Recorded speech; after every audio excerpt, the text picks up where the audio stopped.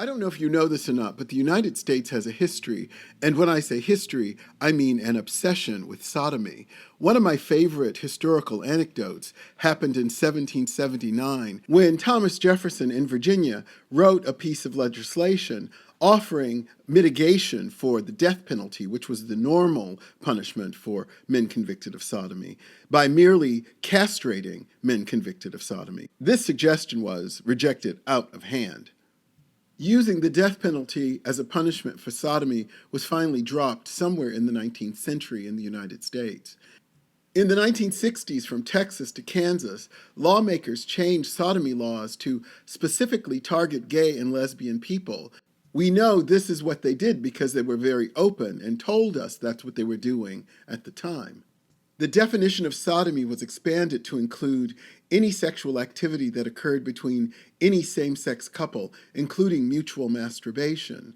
By expanding what constituted sodomy, lawmakers effectively made homosexuality in its sexual expression synonymous with sodomy, therefore a crime. Once on the books, these laws were used to deny parents custody of their children in divorce proceedings by declaring the queer parent had participated in immoral acts. Lesbian or gay couples were not allowed to adopt or foster children, and of course, it became a cause for losing one's job.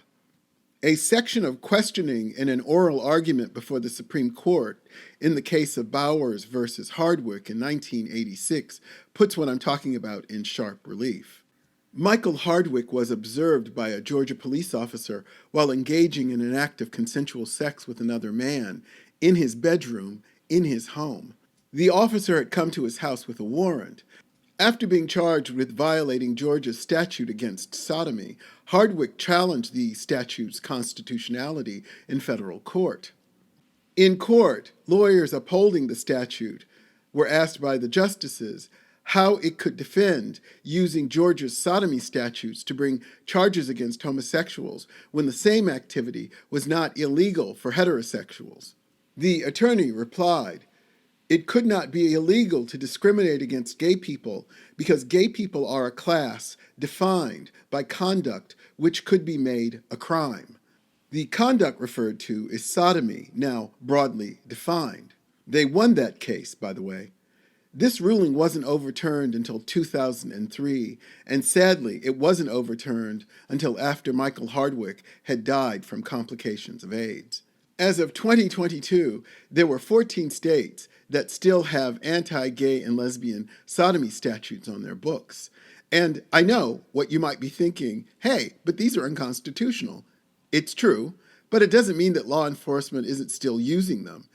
In 2013, 2 men were arrested by undercover police in East Baton Rouge, Louisiana, and arrested for crimes against nature. In the same area in East Baton Rouge, Louisiana, 2 other men were arrested in 2015. The charges were thrown out, but just imagine being arrested, having to get a lawyer, possibly losing your job. It just seems like state-sponsored harassment. Equal protection under the law is a simple concept, but it's not so easy to achieve. Check the link below to see if your state is still using these laws to harass LGBTQ folks. Subscribe to the channel, like the video. See you next time.